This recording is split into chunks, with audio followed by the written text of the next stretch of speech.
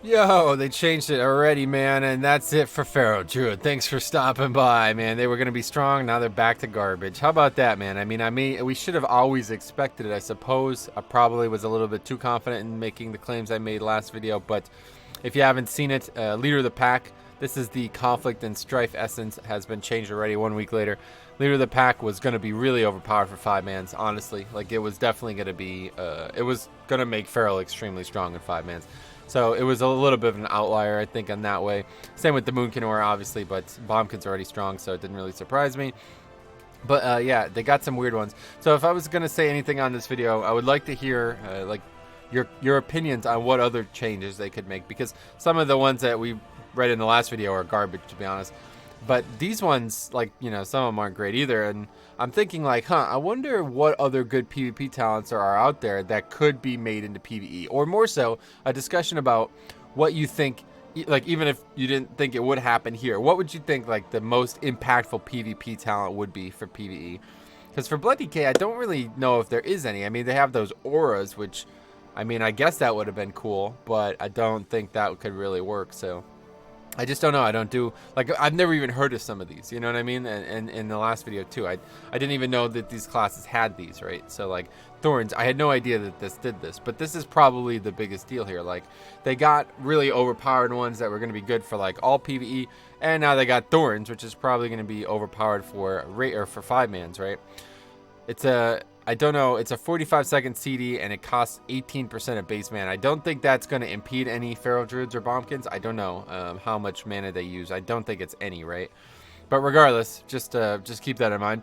Sprout Thorns for 12 seconds on the friendly target. When victim to melee attacks, Thorns deal up to 5% of the attacker's total health and nature damage. Obviously, it's not going to be the attacker's total health. It's going to be the player's total health.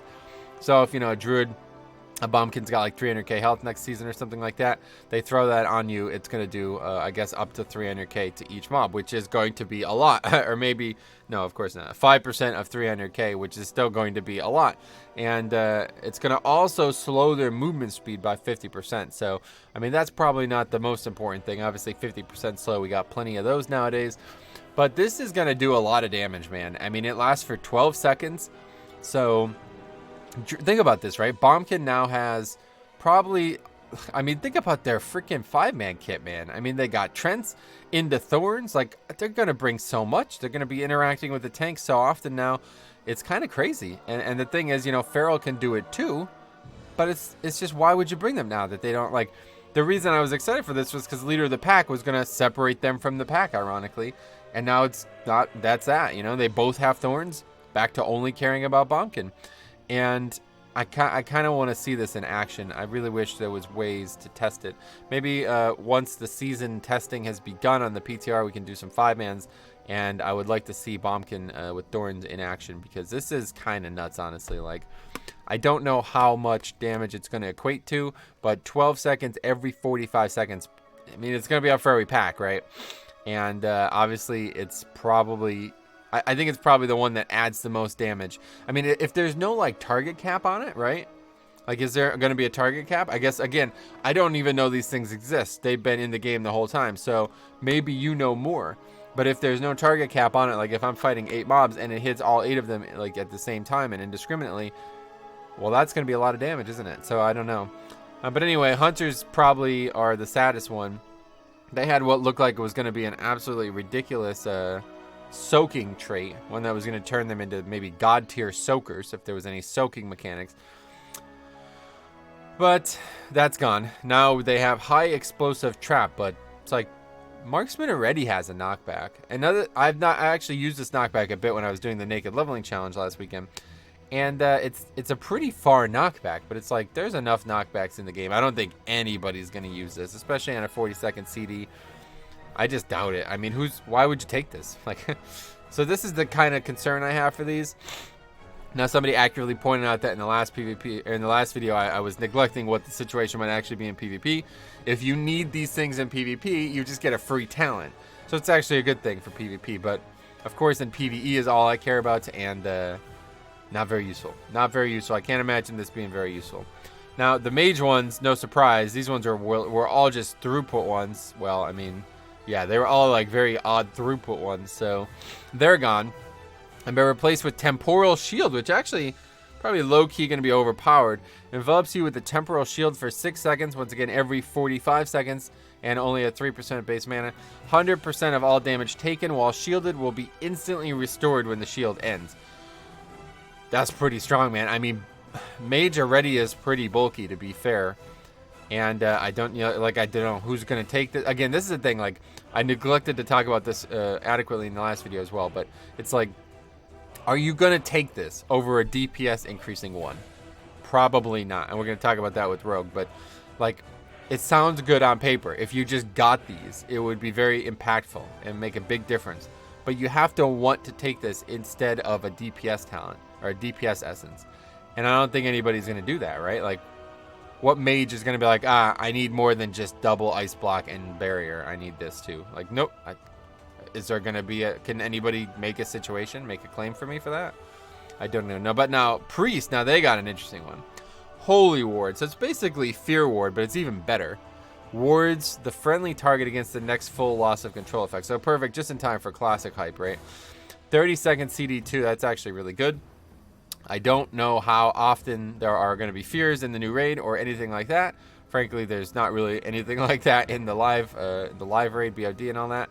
But I would say that if this is something that is needed, because think about how strong Fear Ward was in Classic, right? There was a lot of fears in Classic and the Burning Crusade, and Fear Ward was extremely strong for that reason.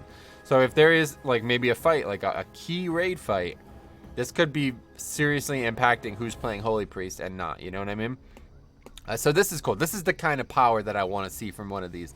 This is a distinct niche that it can fill, and that's actually really nice. So, and then we have Rogue, unfortunately, probably the biggest one, like the biggest transition from bad to worse, or from, you know, good to terrible, really. Smoke Bomb, like I said, I didn't think anybody was going to take it, but you know, I know Tokes and others were extremely excited about potentially having the ability to take it. Sounded like it was going to be really, really, really overpowered for 5-mans with all the casters and 5-mans. Sadly, its watch has ended, and now you have arguably this has got to be the worst one, right? This has got to be the worst one. Sprint suppresses all movement impairing effects for 4 seconds when used. I mean, first of all, what's the CD on Sprint? Like 45 seconds? What? This is terrible. This is fucking terrible. It's got to be the worst one. And I thought the Red Pally one was bad. This one's worse. Horrible. Absolutely horrendous. I don't know why this would be the case. So this is a good time if anybody out there plays Rogue, especially with War Mode on or something like that. You use a lot of these talents. Tell me, what better option is there? I mean, Smoke Bomb's definitely a weird, overpowered thing. It's not really realistic to have in the game in PvE, but it was going to compete with, I mean, think about rogues right now, right? You can't even get them to care about single target. Everybody's out there going 150k AoE and then 10k single target, right? So what were the odds that any of them were going to take Smoke Bomb? Now, nobody's going to even, I mean, this is just a dead trait, right? I mean, what the hell? That's really weird. Anyway, now, Enhancement Shaman is the one that's been causing the most concern. I don't know why. If there are more than 2 enemies within 8 yards when you cast Storm Strike, you also cast a Chain Lightning. Now, that seemed really good, but again, it's just a very specific throughput increase. And it's like, is it better? Like, when you put these throughput increases on this, is it better than other throughput essences? And the answer is probably not, right? It's probably no.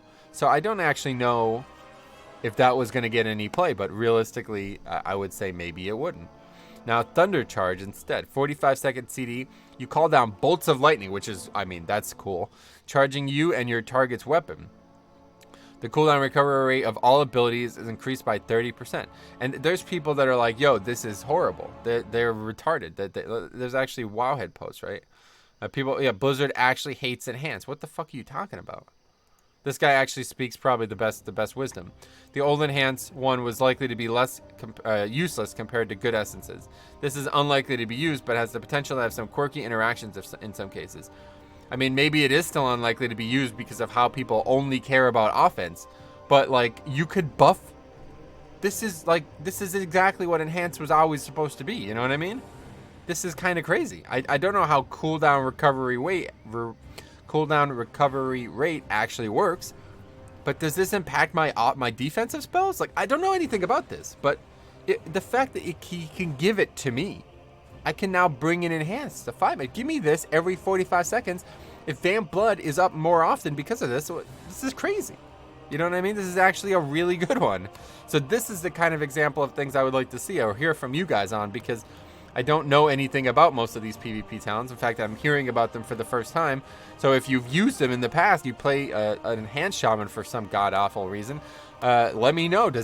How does this work? How does cooldown recovery rate in this context work? If he gave me this, would this make Vamp Blood up more often? But it says it only lasts for 10 seconds. So does that mean, like, the Vamp Blood CD is reduced by 30 seconds, 30%, but then it goes away after? Like, I don't know. I don't know anything about this, but just the fact that it can give me something is like, oh, this is how these are supposed to be, right? It's supposed to be like an interesting utility, and that's what we see with Holy Ward. That is what we see with Thorns, and now that is what we see with Thunder Charge. And that is the opposite of what we see with maneuverability and high explosive traps. So anyway, just a quick little update on this. Let me know what you guys, and like I said, if we want to talk about anything, I'd love to hear what you guys say. Like, this is the ideal comment. Besides, great video, man. Here's all the money I've ever made. That's an ideal comment. But next ideal comment, set tier 2, number 1, is this trait or this PvP talent would be really cool for this instead. Here's why. I would love to hear that from you guys. So thanks for watching. We'll see you guys in the next one.